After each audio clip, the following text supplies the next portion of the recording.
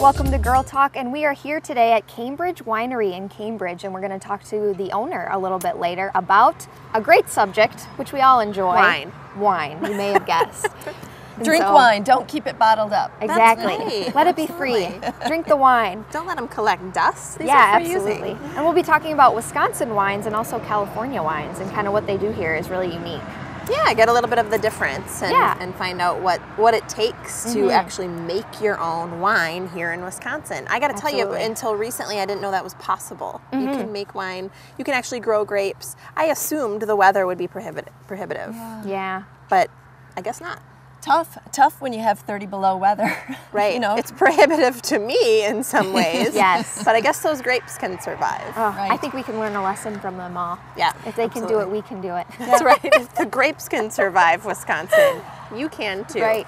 Although today, it's gorgeous. It What a is. great place to be. It's such a lovely day, and I think it's really cool too that he's kind of started his own vineyard too. Not only, you know, using grapes from local growers, but his own vineyard as well. And you can live among the vines. That's right.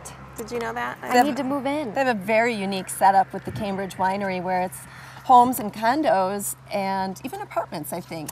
Yep. And the vineyards are among this development. So Right. you have a vineyard in your backyard. How literally wonderful to can wake live. up to that and have like your morning cup of coffee, Right. and you know, I think they'll have biking trails and things like that Yeah. too. I think perfect. it's great. Who else do we have? I don't know why I have this. I'm just cheating off Janet. So let's stop pretending. We're talking tech with Madison Geeks. Always love having Kalal Cunningham, the owner at Madison Geeks. Sure. Always good information. Today, though, specifically, we'll talk about businesses and some smart decisions to make, especially if you're just starting your business. Right. When it comes to computer stuff and They're so knowledgeable. Yeah. It blows me away every time. You know, I think that, you know, maybe we'll stump them this time with this question, and you never quite can. Well, I think the important thing with them is, of course, if you have a big business and you have a lot of really intricate tech questions, you need a service like that. Absolutely. But what's also going to be helpful to learn, I think, today is if you have a small business and you aren't able to either afford or don't have a need for somebody on site constantly, Right. some tricks, some sort of tricks of the trade to get you to where you need to be without spending a fortune or having a huge upfront time investment. So that's what we'll learn about today. I think that'll be really helpful for small business owners out there, or even just in your own day-to-day. If you do your own taxes, if you need a separate phone line for something, I think that'll be really helpful. Absolutely. yeah, starting a new business, boy, pretty daunting, and a lot of stuff Yes. that's important to get right at the beginning. Yeah. It's going to make life so much easier down the road if you get Long it, stretch. yeah, Absolutely. started out correctly. So he's always really good, and he speaks in language we can even kind of understand. Layman's I love that. terms. Layman's Yes. terms. Thanks, Kalal. Absolutely. And we're also talking to Kanisha of Marie Hunter Beauty, and Makeup, you love talking I makeup. love it. I get so excited. It's so much fun, and she'll be talking about her services that she offers, and she's located on the north side of Madison on, is that International Lane? Yeah, over I by the believe? airport. What's cool about this young lady is she will come to you, to your bridal party, to your event, to your whatever, and do the makeup. Perfect. We need her. I'm so excited. So stay tuned, and that'll be coming up next on Girl Talk, only on Channel 57.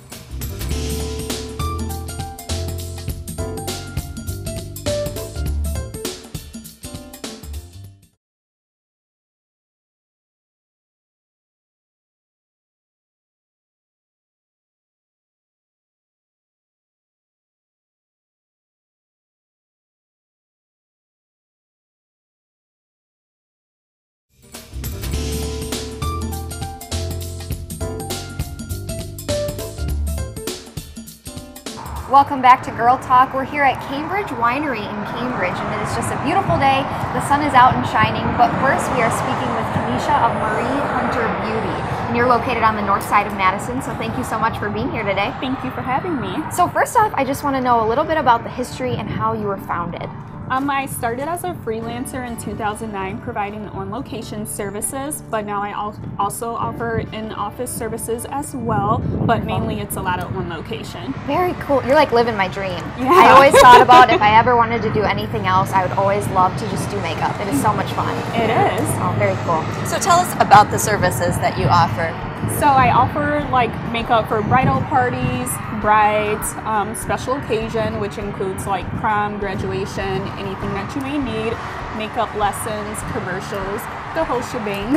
I can use a little bit of that. Yeah. Makeup lessons Absolutely. too. That's so cool. Yeah. Because then you can kind of learn, you know, and it's something you can do yourself. Something you can apply on Yeah. your own. Pun there, Janet. Ah, there you go. Apply your knowledge is what I meant. But let's talk a little bit about the types of products that you actually use. Yeah, so I use a ton of different brands, so NARS, MAC, Makeup Forever. I kind of use things just based on how it works in my kit in different complexions. And most recently, I just added my own line, Marie Hunter, to that. So I offer that as well. So you use some other brands, but then you're really kind of launching your own brand as well. Yes, I launched it in March, and I have more products coming out in the future too. But right now, it's just lipsticks. Good for you. And we were complimenting, bragging on your gorgeous lip color you have on Love today. it. It's one of so the pretty. colors called No Strings. No strings. Oh, cute. How many different shades of the lipsticks do you have right now? There's 12 different shades, and it's more of a spring and summer collection, so Okay. they're kind of vibrant colors. Very cool. I'm so excited. So you're starting out with lipsticks. Yes. Are you going to expand into other makeup products?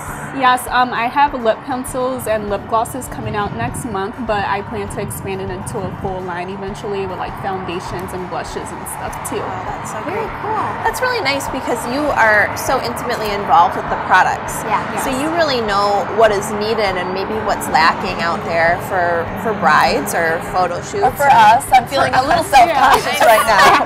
I know. All kinds of makeup greatness right now. That's Yeah. right. But that's really great because then you can kind of make those adjustments and formulate what you're using to exactly what you're needing. Yeah, and it's good for on location too because you always need to touch up your lipsticks or things like that. So it's kind of an easy way to pick it up and have it with you all day. You must have a heck of a tool belt to I do do. stuff. Yeah. Have a Very big old cool. train case.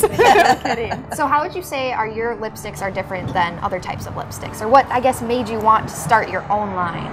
Well, I've always wanted to have my own cosmetic line, but I wanted it to be a luxury line, so it's very high quality ingredients in it. It's not drying for the lips at all. It's very moisturizing and it helps to reduce fine lines too. So I wanted to create a product that I hear people complain about and fix the solution. Boy, I've That is so experienced cool. that. You put on lipstick, Yes. and then just a couple hours later, I feel like my lips are drying and flaking. And, Right. And then it takes a day or two to get back to normal. Exactly. Yeah. And yours doesn't do that. No, it doesn't. so It has great. vitamin C and E in it, so it's very conditioning too. That's nice. And I'm sure the ingredients are so important, you know. If you pay a little bit more for better ingredients, the lipstick's going to last longer and Yeah. probably work better, I'm guessing. It does, and these are long wearing, like I'm wearing this without a lip pencil today, Okay. and see how vibrant it is. Oh, absolutely. And you can see it's not shiny, but you can see that it's moist. Yeah. Because that Yeah. I hate that when you've got a lipstick that is, I don't know, kind of crumbly or like hard to put on because it doesn't glide. Yeah. All these problems we have, guys. It really is. It's So tough for stuff. people who are wondering, where can they come find you? What's your location? I'm located at 2317 International Lane, Suite 206. Wonderful. And that's right before you get to the airport. Yeah, International's right before the airport. Very Yeah. cool. So leave weddings, a little early, stop in and get yourself a nice lip color for your travels. Yeah. There you go. And then you'll be ready, you know, to be a jet setter and be fabulous on the plane. So perfect. Well, thank you so much, Kenesha, for Thank being here. you. Marie Hunter Beauty, and you can find her on the north side of Madison. Stay tuned to Girl Talk. We'll be back right after this.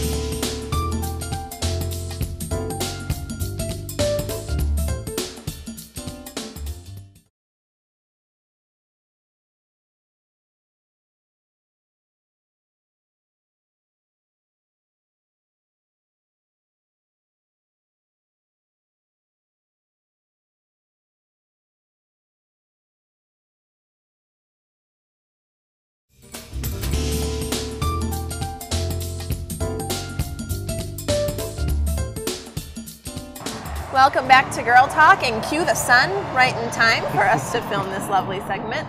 We're enjoying ourselves here in Cambridge. We're at Cambridge Winery. We're going to talk a little bit about the difference between Wisconsin wines and California wines. I look forward to that. Right now, The wine. well, that too. Probably not a good mix, wine and technology, but before you have your wine, well, that too. All kinds of things just don't happening spill it over all. here. Yeah. Don't spill your wine on your technology, but to help answer some of your tech questions and ours is Kalal, head geek over at Madison Geeks, and we're so glad to have you. Thank you for having me. Thanks for coming back. Even though we keep asking you silly questions, you still return. That's what I'm here for. Yeah, that's right. So let's talk a little bit about Manage IT. Now, I really don't know what this is about, so tell us about it. Is it expensive? But really, what's the scoop? So Manage IT is something that we bring to small businesses. It's mainly providing an IT service for your company. It's in a place where if you're too small to really have your own IT team or guy or gal or person, Right. this is something that allows for you to still have those services.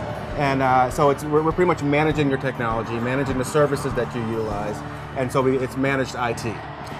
So that's a service that we bring out and that we bring to small business and consult with that business to determine what their needs are, and then make a budget for them that typically is cheaper than bringing your own IT guy or girl on board. Wow, how great is that? Because even if there's of course, some cost involved there, Right. what a difference in cost to paying somebody a salaried IT person. Or just trying to wing it yourself, which a lot of That's also costly. Yeah.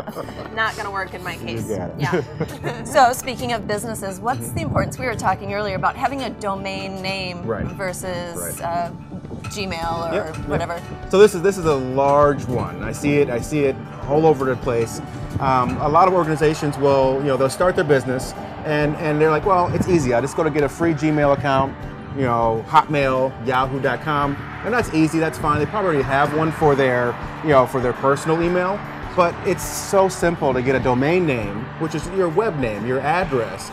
It's your calling card pretty much. So it's easy to say, hey, mine is Kalel@MadisonGeeks.com instead of Kalel@gmail.com.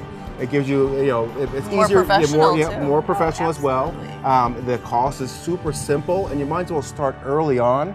Once you have that domain name, you can link it to other services, to your website, to different email, solutions. So why not, start that early on, and that's something that we can help consult that process as Yeah. well. I think when they hear easy and inexpensive, that should be a good help right there. We got it. So I have a question about management software, and this could be kind of related to Jess's question. But should a business invest in management software, and what is it? Right. So management software is across the board. That really doesn't have anything to do with IT necessarily. okay. This is a software that you start. QuickBooks is somewhat of a management software, financial management. But ultimately, CRM is a big one. It's a customer resource management. It's a contact book, for lack of a better phrase, and it gets all your contacts in there. You can do estimates, do your invoicing, keep track of your financial software. And the reason it becomes an IT thing is that we are able to kind of help a small business and say, hey, you're starting out, just like the domain names that we're talking about, get into that early, get a management software. There's lots of solutions. Some are extremely expensive, some are really small. Again, QuickBooks Online is one of the biggest ones out there, and very simple to implement and utilize to just kind of get your business organized from the beginning. I go to a lot of small businesses or ones that are just starting and they're using Excel or using even paper, and it's just like just get it into a system. Post-its everywhere. Once you grow, you can always import that information into another system at a different time. But do that early on in Good the starting advice. of your Very smart. company. We probably have time for one more, but along the same lines of services to utilize for businesses. Right. What exactly is VoIP? Talk to us a little bit about that, and is that a good service for businesses to utilize? Yeah, so voice over IP is, VoIP is voice over IP is what it stands for.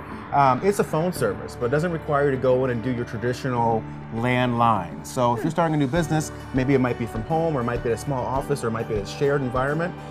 What we've been implementing is a phone that connects into your internet. You might have heard of like Magic Jack before, or Vonage. These are similar solutions for typically like a residential or household.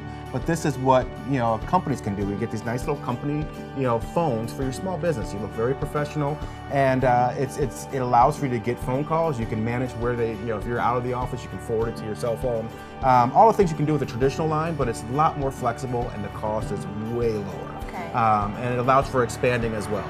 So that's important, along with backups and cloud, other cloud services. Starting early, especially if you're starting a new business, that's important to get these things kind of panned out early on. They are affordable, and a lot of people I think get scared that it seems like it's going to be above cost. Go talk to this guy. No kidding, yeah. No, I think that's a great solution, because a lot of small businesses, you're probably really working with a cell phone, but you want to have that professional office phone number to provide. So all great solutions, as usual. Kalel, thank you so much for joining us. Kalel is with Madison Geeks. I think we can all say we've personally used and needed you on multiple occasions. Yes. And always appreciate it. So we're going to be back with more Girl Talk after the break. We are going to check in with the owner of Cambridge Winery, and that's next. Stick with us.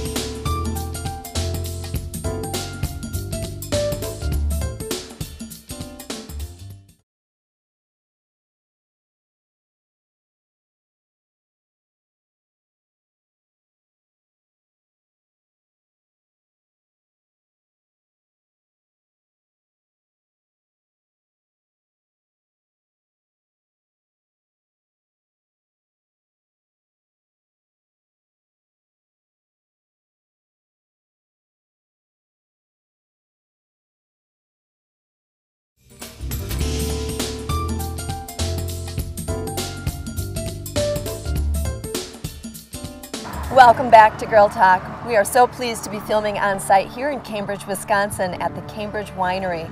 So if you take a chemistry graduate and mix in some master gardening skills, I give you Frank Peregrine, owner of Cambridge Winery. Thanks for joining us. Well, thanks for having me again. And thanks for having us here. This is a beautiful place to be. Well, especially today. We're very lucky. Yeah.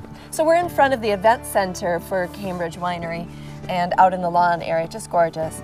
So 1 year ago, Frank, you, a self-proclaimed beer guy, by the way, planted some grapevines a year ago, and those grapes still aren't ready, and yet you're offering Wisconsin wines. I'm wondering, how can you do that? How does that work? Well, we are making Wisconsin wines from 2015 and 2016, fruit that we're acquiring from other growers around the state. Our vines won't be ready until 2018 that we planted last year, and we're planting additional vines this year and probably next. It takes about 4 years before you get your first harvest.